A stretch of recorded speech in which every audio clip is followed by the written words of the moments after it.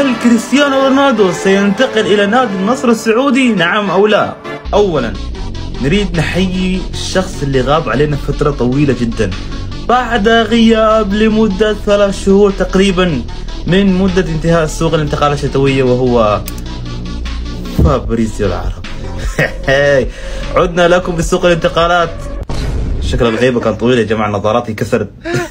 آخر ظهور لي كان في سوق الانتقالات الصيفية، والحين غريبة راح ندخل سوق الانتقالات الشتوية، ولكن من الآن في كأس العالم في كثير من الأخبار تتكلم عن كريستيانو رونالدو وتقول إنه قريب جدا من الانتقال إلى نادي النصر السعودي. وهذا الشيء للأسف بيخلي صديقي العزيز حمدون مثل ما أنت شايف يشعر بالدوخة وبالآلام.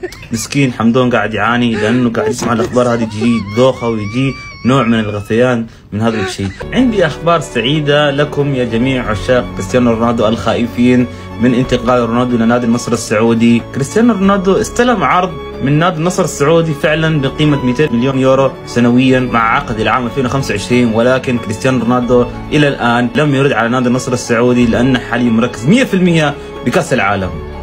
شكرا، يس أخيرا عندي أمل أخيرا. والله شكرا يا أخي. يا أخي الفرحة والله العظيم، الفرحة للجميع عشاق رونالدو مش طبيعية يا جماعة. الموضوع هذا يعني فعلا حقيقي انه نادي النصر تواصل مع كريستيانو رونالدو، ولكن كريستيانو رونالدو الى الان مركز بكاس العالم وما يفكر في اي شيء حاليا غير كاس العالم، فهذا خبر سعيد جدا لكم، وهذا من فابريزيو العرب. رونالدو حاليا هو لاعب حر بعد انفصال عن نادي مانشستر يونايتد، ولكن كريستيانو رونالدو الى الان لم يتواصل مع اي نادي لكي ان ينتقل اليه في سوق الانتقالات الشتويه. هو حاليا يركز فقط بكاس العالم، ولكن راح نشوفكم بسوق الانتقالات الشتويه.